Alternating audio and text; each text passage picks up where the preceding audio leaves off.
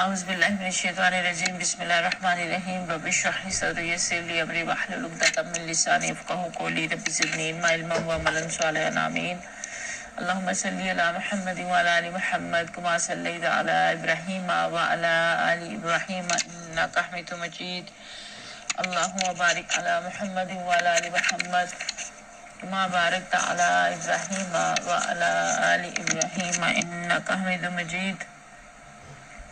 اس دعا کے ساتھ آغاز کرتے ہیں کہ اللہ تعالیٰ قرآن پاک کا صحیح فہم عطا فرمائے، ہمیں اس پہ عمل کی توفیق عطا فرمائے، اس کا پڑھنا پڑھانا سیکھنا سکھانا ہمارے حق میں حجت بنائے، ہمارے خلاف حجت نہ بنائے۔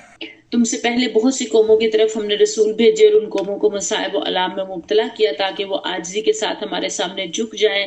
بس جب ہماری طرف سے ان پر سختی آئی تو کیوں نہ انہوں نے عاجزی اختیار کی، مگر ان کے دل تو اور سخت ہو گئے، اور شیطان نے ان کو اطمینان دلایا کہ جو کچھ تم کر رہے ہو خوب کر رہے ہو۔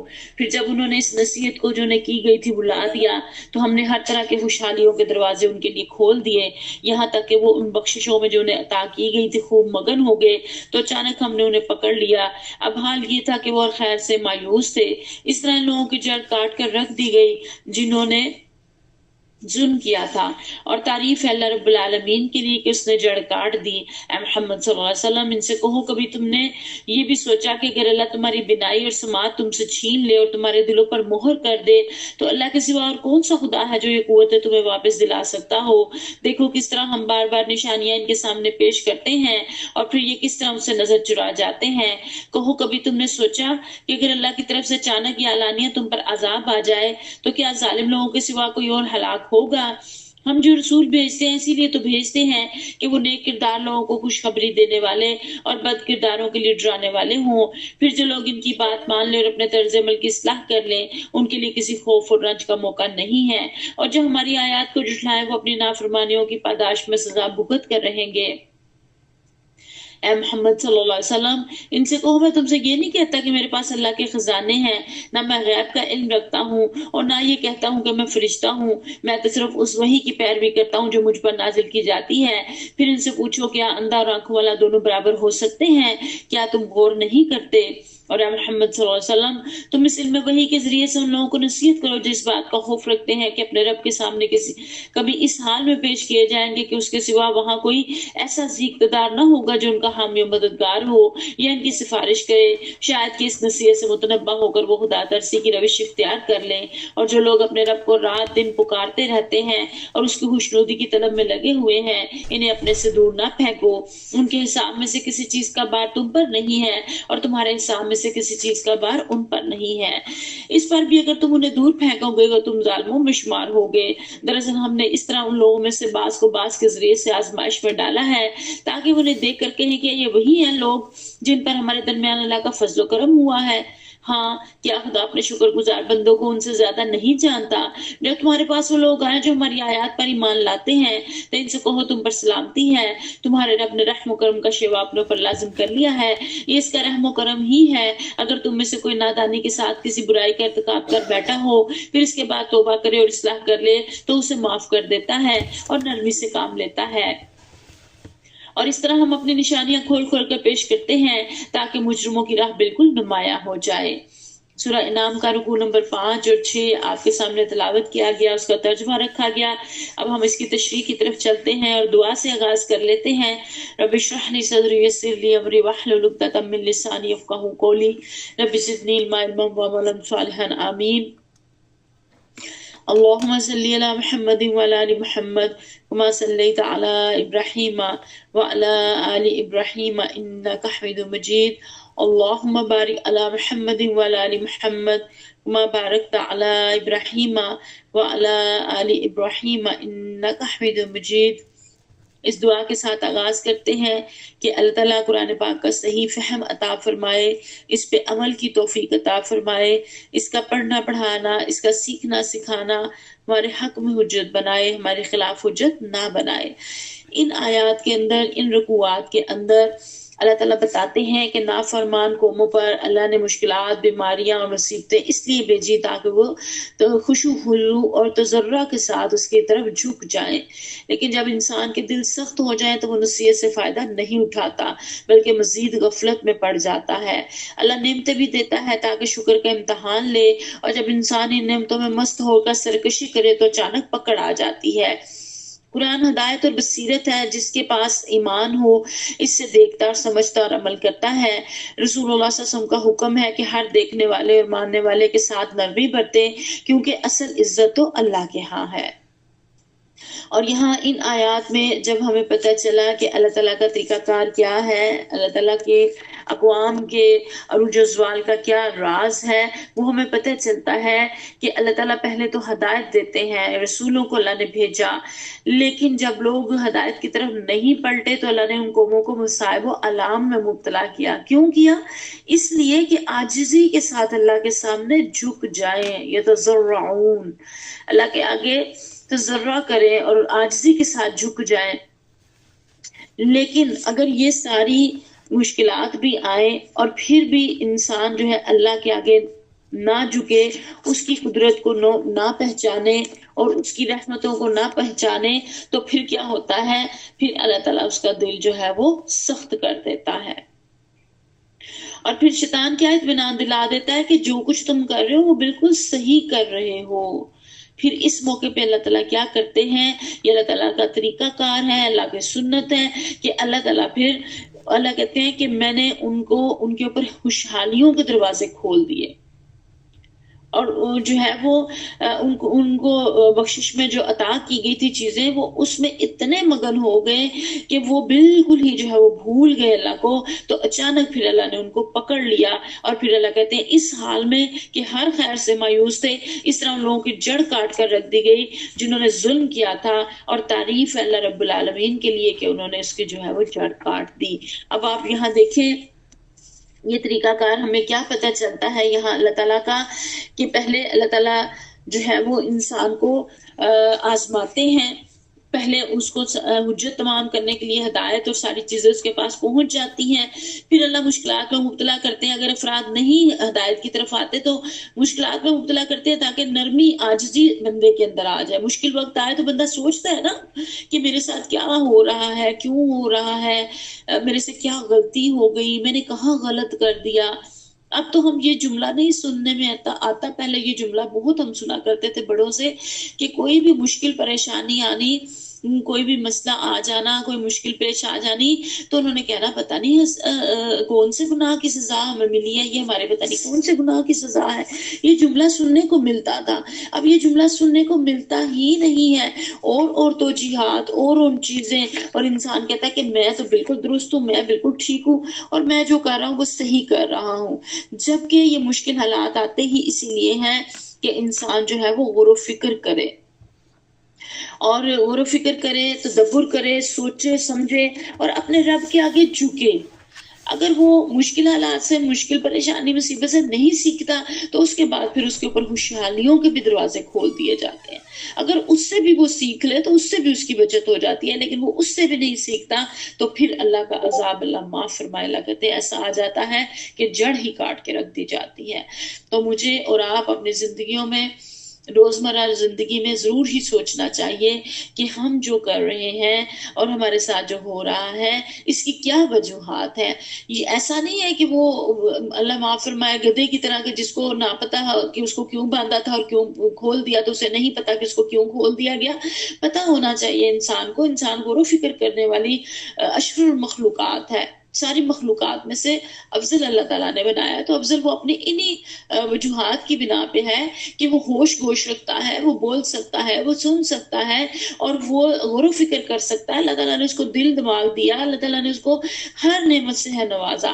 پھر آگے اللہ تعالیٰ ان نعمتوں کی طرف اشارہ بھی کر رہے ہیں کہ اے محمد صلی اللہ علیہ وسلم ان سے کہو کہ کبھی تم نے یہ سوچا کہ اگر اللہ تمہاری بنائی اور سماعت تم سے چھین لے اور تمہارے دلوں پر مہر کر دے تو اللہ کے سوا کون سا خدا ہے جو قوت ہے تمہیں واپس لا کے دے سکتا ہو؟ دیکھو کس طرح ہم بار بار اپنی نشانیاں جو ہے وہ ان کے سامنے پیش کرتے ہیں. اور دلوں پر مہر لگنے سے کیا مراد ہے؟ اس سے مراد یہ ہے کہ سوچنے اور سمجھنے کی قوتیں سلب ہو جاتی ہیں. اور یہ کس کی سلب ہو جاتی ہیں؟ جو ہدایت کی طرف نہیں آنا چاہتا، جو خود نہ سننا چاہتا ہے، نہ دیکھنا چاہتا ہے، نہ بات کو سمجھنا چاہتا ہے. اب آپ دیکھیں کہ اگر اللہ معاف فرمائے جسمانی اعضاء میں سے کوئی ایک انسان کا خراب ہو جائے، انگلی ہی اگر اللہ معاف فرمائے کٹ جائے، تو آپ دیکھیں دوبارہ اگ نہیں سکتے، دوبارہ آ نہیں سکتی، کوئی اس کو بحال نہیں کر سکتا.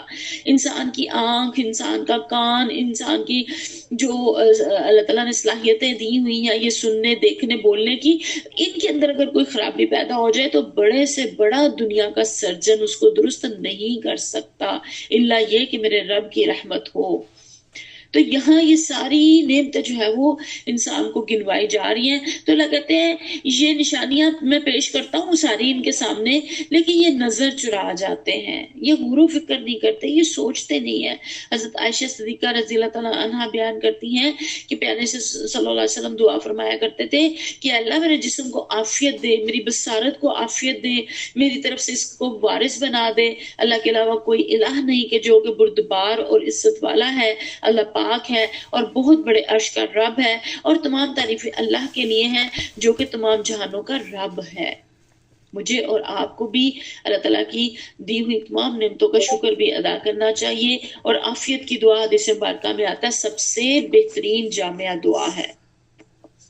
کسی نے پوچھا نا پیارے سسم سے کہ سب سے جامع افضل دعا کون سی ہے، تو آپ سے کیا میں مانگوں دعا؟ تو آپ نے فرمایا، حدیث کا مفہوم بتا رہی ہوں، تو آپ نے فرمایا کہ دنیا اور آخرت کی عافیت مانگو. عافیت جامع دعا ہے جس کے اندر صحت بھی آ جاتی ہے، آپ کا مال آ جاتا ہے، رزق آ جاتا ہے، ساری چیزیں. عافیت اور سکون سے آپ ہوں گے تو آپ سمجھے کہ آپ سب سے بڑی جو ہے وہ ہر چیز کی عافیت ہوگی، ہر چیز کی جو ہے وہ آسانی ہوگی، تو انسان جو ہے وہ سکون کے اندر جو ہے وہ آ جاتا ہے. پھر آگے اللہ تعالیٰ فرماتے ہیں کہ اگر ان سے کہو کہ کبھی تم نے یہ سوچا ہے کہ اگر اللہ کی طرف سے اچانک یا اعلانیہ عذاب آ جائے تو کیا ظالم لوگوں کے سوا کوئی اور رسول ہوگا؟ اب یہاں رسولوں کو بھیجنے کا مقصد بتایا گیا. کیا؟ اللہ تعالیٰ کہتے ہیں اس لیے بھیجتا ہوں وَمَا نُرْسِلُ الْمُرْسِلِينَ إِلَّا مُبَشِّرِينَ وَمُنذِرِينَ، اس لیے تاکہ خوشخبری سنائیں اور ڈراوا دیں. سورہ یاسین میں بھی ہم پڑھتے ہیں نا، اور سورہ کہف میں بھی ہم نے پڑھا کہ قرآن پاک ڈراوا دینے، خبردار کرنے کے لیے بھیجا گیا. تو یہاں پہ رسول اس لیے آتے ہیں. اور پھر اللہ کہتے ہیں فمن آمنا واصلح فلا خوف علیہم ولا هم یحزنون، کہ جو لوگ ان کی بات مان رہے رسولوں کی اور اپنے طرز عمل کی اصلاح کر لیں تو ان کے لیے کسی خوف اور رنج کا موقع نہیں ہے. خوف اور رنج یہ دو چیزیں ایسی ہیں کہ جس کی وجہ سے انسان مشکل میں گرفتار ہو جاتا ہے. ٹینشن، ڈپریشن جو ہوتا ہے وہ اسی رنج کی، پاسٹ کی باتوں کی وجہ سے ہوتا ہے. اور جو انزائٹی ہوتی ہے، خوف ہوتا ہے، یہ مستقبل کا ہوتا ہے. انسان، میں اور آپ انہی چیزوں سے ڈرتے ہیں نا، یا دکھ غم کھاتے ہیں فلاں وقت میرے ساتھ ایسا ہو گیا، فلاں نے میرے ساتھ ایسا برا کیا، فلاں نے مجھے یہ جملہ کہہ دیا، فلاں نے میرے ساتھ برا سلوک کیا، فلاں نے میرے ساتھ میری مہمان نوازی نہیں کی، یا فلاں نے میرے ساتھ ایسے. تو اس کو ہمیں دکھ رنج رہتا ہے. بعد میں بھی کبھی سال بعد بھی بات یاد آئے تو ہمیں دکھ فیل ہوتا ہے. تو یہ پاسٹ کے متعلق ہوتا ہے. آنے والے وقت کے خدشات ہوتے ہیں، خوف ہوتا ہے کہیں ایسا نہ ہو جائے، کہیں ویسا نہ ہو جائے. اگر میں ایسے کر لوں گی تو میرا یہ نقصان نہ ہو جائے، اگر میں ویسے کر لوں گی تو میرے ساتھ ایسے ہوتا ہے نا. کوئی بھی آپ قدم اٹھائے، ایڈمیشن ہی لینا ہو کسی کالج یونیورسٹی میں تو کتنے خدشات ہوتے ہیں. پتہ نہیں میں یہاں پڑھ پاؤں گی کہ نہیں، پتہ نہیں میرا ذہن چلے گا کہ نہیں، میں اس قابل ہوں کہ نہیں. اور بھی بہت سارے، شادی کرنی ہو، شادی بیاہ کرنا ہو تو والدین کو کتنے خوف ہوتے ہیں بچوں کی مستقبل کے بارے میں. بچوں کو خود بھی ہوتے ہوں گے، لڑکا لڑکی کو، پیرنٹس کو کس قدر زیادہ ہوتے ہیں. تو آنے والے دور کا جو ہے وہ خوف، انسان کو خوف ہوتا ہے. ताला दुनिया भी बेहतरीन गुजरवाते हैं, दुनिया में भी इंसान को अल्लाह ताला खौफ और हुज़न से जो है वो बचा लेते हैं और आखिरत में भी बचा लेंगे जो उसके ऊपर तवक्कुल भरोसा करता है और उसके कहने के मुताबिक चलता है। और साथ ही अल्लाह ने अंजाम बता दिया, जो हमारी आयत को झुठलाएं वो अपनी नाफरमानियों की पादाश पे सजा भुगत कर रहेंगे। दोनों तरीकाकार बता दिए गए और उनके फिर जो है वो अंजाम बता दिए गए। और फिर यहाँ पे जो है वो नबी करीम सल्लल्लाहु अलैहि वसल्लम को अल्लाह ताला मुखातिब करके कह रहे हैं, ये असल में कुफार के सवालात के जवाब ही हैं कि वो जो इतराज़ात करते थे, वो जो बातें बनाते थे और वो कहते थे ऐसे हो और ऐसे हो, तो उसके जवाब अल्लाह ताला ने यहाँ दिए हैं। वो कहते थे ना कि कोई खजाना उतरे और कोई फरिश्ते साथ आए और किताब यूं नाजिल हो हमारे हाथों में पकड़ाएं और ये सारा कुछ। तो अल्लाह ताला ने जवाब दिए। अल्लाह कहते हैं मोहम्मद सल्लल्लाहु अलैहि वसल्लम इनसे कहो, मैं तुमसे ये नहीं कहता कि मेरे पास अल्लाह के खजाने हैं, ना मैं गैब का इल्म रखता हूँ, ना ये कहता हूँ कि मैं फरिश्ता हूँ, मैं तो सिर्फ उस वही की पैरवी करता हूँ जो मुझ पर नाजिल की जाती है। और फिर अल्लाह ताला ने गौर व फिक्र के लिए ये वाली लास्ट आयत मुझे और आपको दे दी। क्या? इसको हाईलाइट कर लीजिए, इसको नोट कर लीजिए।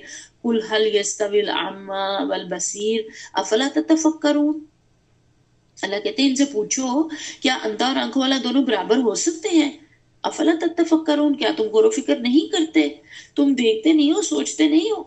और ये जो इस तरह के इतराज़ात करते थे ना, ये नादान लोगों के ज़हन में हमेशा से ये अहमकाना तसव्वुर रहा है कि जो भी खुदा रसीदा बंदा होगा और उसको इंसानियत से मावरा होना चाहिए, उससे अजीबोगरीब चीजें सादर होने चाहिए।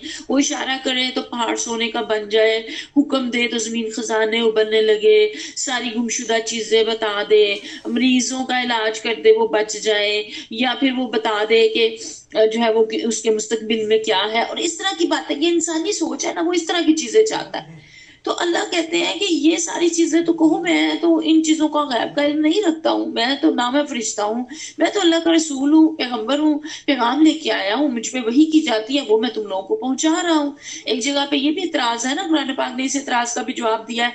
जो काफिर कहते थे कि ये कैसा पैगंबर है जो खाता पीता है, बीवी बच्चे रखता है, बाजारों में चलता है। तो ये इतराजात के भी अल्लाह ताला ने कुरान पाक के अंदर जवाब दिए। इस तरह के बेहुदा इतराजात वो लोग करते थे। और फिर यहाँ ये जो अल्लाह ताला ने कह दिया ना कि अंधा और आंखों वाला क्या बराबर हो सकते हैं, इनसे पूछो, तो ये असल में ये बताया कि ये जिन हकीकतों को मैं तुम्हारे सामने पेश कर रहा हूँ और तुम लोगों ने अपनी आंखों से देख भी लिया है, मुझे वही के जरिए से जो है वो ठीक ठीक इल्म दे दिया गया है नबी करीम सल्लल्लाहु अलैहि वसल्लम को। तो फिर इन सारी जो मेरी शहादत है और जो तुम्हारी आंखें देख रही हैं, तो इन सारी चीजों को देखते जानते बूझते भी तुम इनकार करोगे, तो फिर तुम्हारे और एक अंधे के दरमियान फर्क क्या हो जाएगा? अंधा और देखने वाला दोनों बराबर तो नहीं है ना। अंधे को कुछ दिखाई नहीं देता, आंखों वाला देख रहा है। तो यहाँ अंधे और आंखों वाले से मुराद ये नहीं है जो बज़ाहिर की बिनाई है, असल में ये वो बसीरत है कि जो भांप लेती है कि हक क्या है और बातिल क्या है। और इसकी बहुत बड़ी मिसाल अबू जहल की है कि जब उसने हक को ना पहचाना, इससे पहले वो अबुल हकम कहलाता था, हिकमत का बाप, वो लोगों के फैसले करवाता था, सरदार था, बहुत ज्यादा हिकमत की बातें और सोच समझ और गौर फिक्र और इस तरह की बातें। लेकिन जब उसने हक को ना देखा, हक को ना समझा, हक को ना जाना, हक को ना पहचाना और ना उसको जो है वो इकरार किया, बल्कि उसकी राह में सदे राह बन के खड़ा हो गया, तो उसको फिर अबू जहल का खिताब दिया गया, सब जाहलों से बड़ा, जाहलों का बाप। तो यहाँ ये मेरे और आपके लिए गौर फिक्र का है ये लम्हा, इसको नोट कर ले। अफला ततफक्करून, कि क्या तुम जो है वो गौर फिक्र नहीं करते? गौर फिक्र मुझे और आपको करने की दावत कुरान बार बार देता है, हमारा रब बार बार हमें दावत देता है इस चीज की कि और अपनी मेरी आयात में देखो, मेरी निशानियों में देखो, इर्द गिर्द देखो, अपने जिस्म में देखो। तो ये सारी चीजें जो है वो इनकी तरफ जो है वो अल्लाह ताला तवज्जो बंदे को दिलाता है। फिर आगे अल्लाह ताला कह रहे हैं, अरे मोहम्मद सल्लल्लाहु अलैहि वसल्लम, तुम इस इल्म वही के जरिए से लोगों को नसीहत करो जो इस बात का खौफ रखते हैं कि अपने रब के सामने कभी इस हाल में पेश किए जाएंगे कि उनके सिवा वहां कोई ऐसा जी इक़्तिदार ना होगा जो उनकी मदद करे या सिफारिश करे। شاید کہ اس نصیحت سے متنبہ ہو کر وہ خدا ترسی کی روش اختیار کر لیں۔ اللہ تعالیٰ کہتے ہیں لعلہم یتقون، شاید کہ وہ پھر جو ہے وہ تقوی اختیار کر لیں، شاید کہ وہ ڈر جائے۔ یعنی کہ جو لوگ دنیا کی زندگی میں بالکل مدہوش ہیں، نہ موت کی فکر ہے، نہ اس بات کی فکر ہے کہ اللہ کو کبھی منہ دکھانا ہے، ان کو تو بالکل نصیحت نہیں اثر کرتی نا، وہ تو بالکل مگن ہوئے پڑے ہیں۔ لیکن جو نصیحت کو قبول کرنے والا ہے اس کو پھر آگے کہا گیا کہ ان کو تم جو ہے وہ نصیحت کرو کہ جو دن رات رب کو پکارتے ہیں اس کی خوشنودی کی طلب میں، اور ان کو اپنے سے دور نہ پھینکو۔ یہ بات پہلے بھی ہو چکی نا کہ قریش کے بڑے بڑے سردار اور کھاتے پیتے لوگ پیارے سسم پر جو ہے وہ اعتراضات جو کرتے تھے، ان میں ایک اعتراض یہ بھی تھا کہ ہماری قوم کے غلام، موالی اور ادنا طبقہ کے لوگ اس کے ارد گرد جمع ہیں۔ وہ تانے دیا کرتے تھے کہ اس شخص کو کیسے کیسے معزز لوگ ملے ہیں، یعنی کہ بلال، عمار، صہیب اور خباب رضی اللہ تعالیٰ عنہم، یعنی کہ ان کے نزدیک تو یہ غلام تھے اور کمزور تھے اور کسی کام کے نہیں ان کو لگتے تھے نا، اور وہ کہتے تھے ان کو اپنے ارد گرد سے ہٹائے تو پھر ہم آئے اور پھر ہم آپ کی بات جو ہے وہ سنیں۔ تو اللہ تعالیٰ نے کہہ دیا کہ یہ تو اللہ کی خوشنودی کی طلب میں لگے ہوئے ہیں، انہیں نا اپنے سے آپ دور کیجئے، اگر ایسا کریں گے تو پھر آپ کا شمار ظالموں میں ہوگا۔ اللہ تعالیٰ نے متنبہ کر دیا، یہاں پہ اللہ تعالیٰ نے بتا دیا، اور پھر ساتھ یہ بھی کہہ دیا کہ ان کے جو ہے وہ کسی بھی عمل کا بوجھ آپ کے اوپر نہیں ہے اور آپ کا جو ہے وہ ان کے اوپر نہیں ہے۔ اللہ کہتے ہیں دراصل ہم نے اس طرح ان لوگوں میں سے بعض کو بعض کے ذریعے سے آزمائش میں ڈالا ہے، یعنی غریبوں اور مفلسوں اور جو سوسائٹی میں ادنا حیثیت رکھتے ہیں ان کو ایمان کی توفیق دے کر ہم نے دولت اور عزت کا گھمنڈ رکھنے والوں کو آزمائش میں ڈال دیا ہے۔ ان کو حق دکھ نہیں رہا، سمجھ نہیں آ رہا۔ اور ایسا نہیں ہے کہ تمام صحابہ کرام غریب تھے، بہت امیر میں بھی صحابہ کرام تھے۔ حضرت عثمان غنی رضی اللہ تعالیٰ عنہ موجود تھے، حضرت ایک اور صحابی جو ہے جن کا ہم اشرا مشرا میں بھی تذکرہ پڑھ چکے ہیں، جو کہ بہت زیادہ امیر تھے، ان کا نام فوراً جلدی سے لکھ دیجئے جنہوں نے کورس کیا ہوا ہے، جن کے ذہن میں ہوگا۔ اور پھر یہاں پہ اللہ تعالیٰ کہہ رہے ہیں کہ اللہ تعالیٰ جو ہے وہ زیادہ جانتا ہے اپنے شکر گزار بندوں کو ان سے زیادہ۔ جب تمہارے پاس وہ لوگ آئیں جو ہماری آیات پر ایمان لاتے ہیں تو ان سے کہو تم پر سلامتی ہے، تمہارے رب نے رحم و کرم کا شیوا اپنے اوپر لازم کر لیا ہے۔ اور یہ اس کا رحم و کرم ہی ہے کہ اگر کوئی نادانی کے ساتھ برائی کا ارتکاب کر بیٹھے اور پھر اصلاح، توبہ کے بعد اصلاح کر لے تو وہ اسے معاف کر دیتا ہے اور نرمی سے کام لیتا ہے۔ یعنی کہ پیارے نبی کریم صلی اللہ علیہ وسلم کے ارد گرد جو لوگ مسلمان ہو گئے تھے ان میں سے جاہلیت میں ان سے بڑے بڑے گناہ بھی ہو چکے ہوئے تھے، اگرچہ اسلام قبول کرنے کے بعد ان کی زندگیاں بالکل بدل گئی تھی، لیکن مخالفین جو تھے، کفار جو تھے، وہ ان کی سابقہ زندگی جو تھی اس کے عیوب اور افعال کے ان کو تانے دیتے تھے صحابہ کرام کو۔ تو اللہ تعالیٰ نے یہاں پہ فرما دیا کہ اہل ایمان کو تسلی دے دو، ان کو بتا دو کہ جو شخص توبہ کر کے اپنی اصلاح کر لیتا ہے اس کے پچھلے قصوروں پر گرفت کرنے کا اللہ کے ہاں طریقہ نہیں ہے، اللہ تعالیٰ معاف فرما دیتے ہیں۔ اور جو ہے وہ اس کے ساتھ کیا ہے کہ انسان جو ہے وہ اصلاح بھی اپنی جو ہے وہ کر لے۔ اور یہاں پہ ایک مرتبہ جو ہے وہ روایات میں آتا ہے کہ مشرکین میں مکہ میں سے بڑے بڑے لوگوں نے حضرت ابو طالب سے ملاقات کی اور کہا کہ ہم آپ کے بھتیجے کی باتوں پر غور کرنے کو تیار ہیں اور سمجھنا چاہتے ہیں کہ وہ کیا دعوت پیش کرتا ہے، لیکن مشکل یہ ہے کہ اس کے ارد گرد ایسے لوگ اس نے جمع کر رکھے ہیں جو انتہائی غریب اور معاشرے کے دھتکارے ہوئے لوگ ہیں، ہم ان کی موجودگی میں کس طرح بھتیجے کے پاس جا سکتے ہیں، آپ کے بھتیجے کے پاس؟ اس لیے آپ اپنے بھتیجے سے کہیں کہ ہمارے لیے ایک وقت مقرر کر دیں، ہم الگ بیٹھیں، ہمارے الگ بات چیت ہو۔ چنانچہ حضرت ابو طالب نے نبی کی صلی اللہ علیہ وسلم کو یہ مشورہ دیا کہ آپ ان اشراف قریش سے الگ ملنے کا انتظام کریں، یا جب وہ آپ کے پاس آنا چاہیں تو آپ اپنے غریب ساتھیوں کو وہاں سے ہٹا دیں۔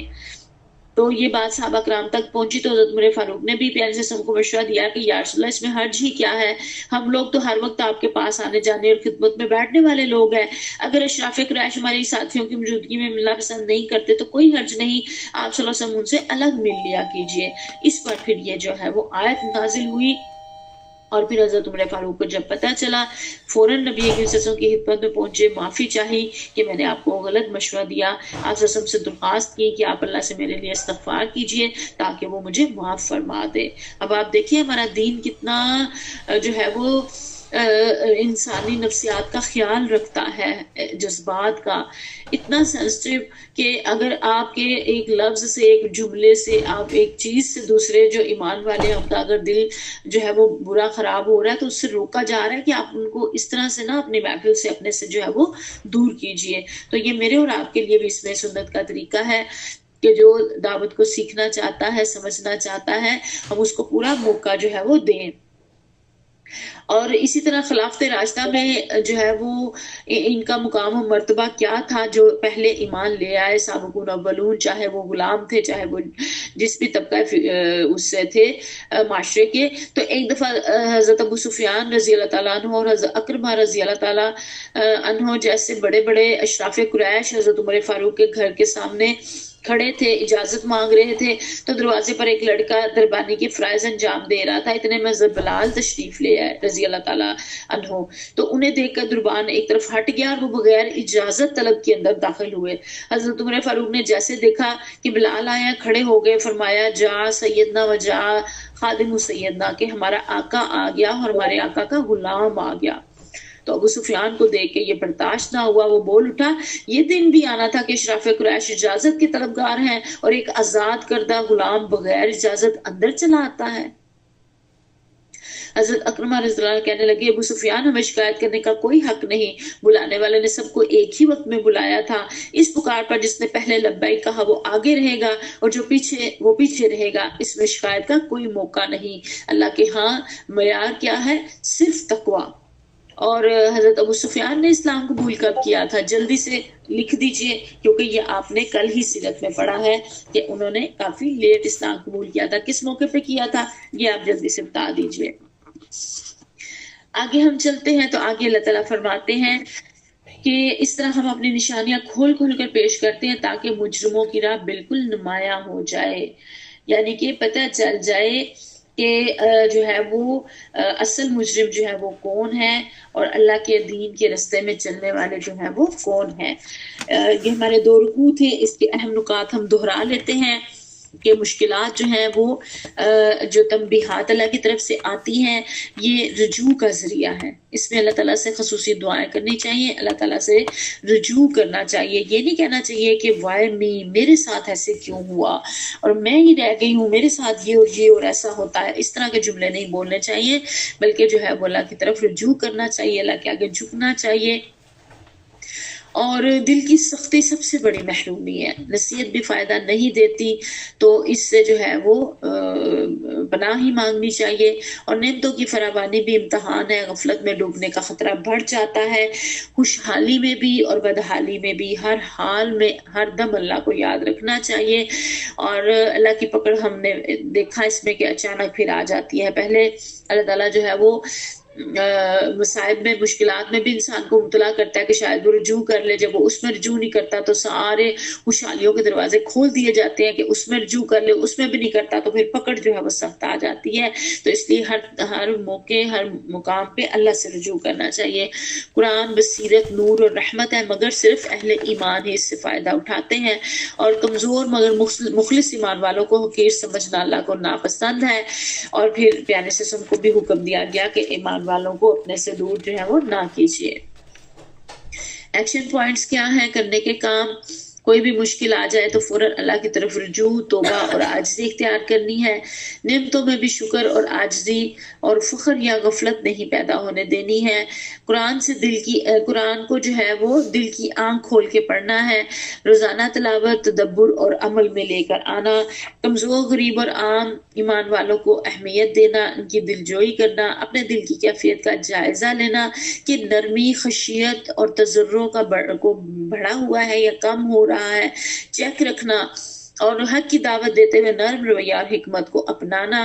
اللہ کی پکڑ سے ڈریں، اس کے رحمت اور عدل پر یقین رکھیں۔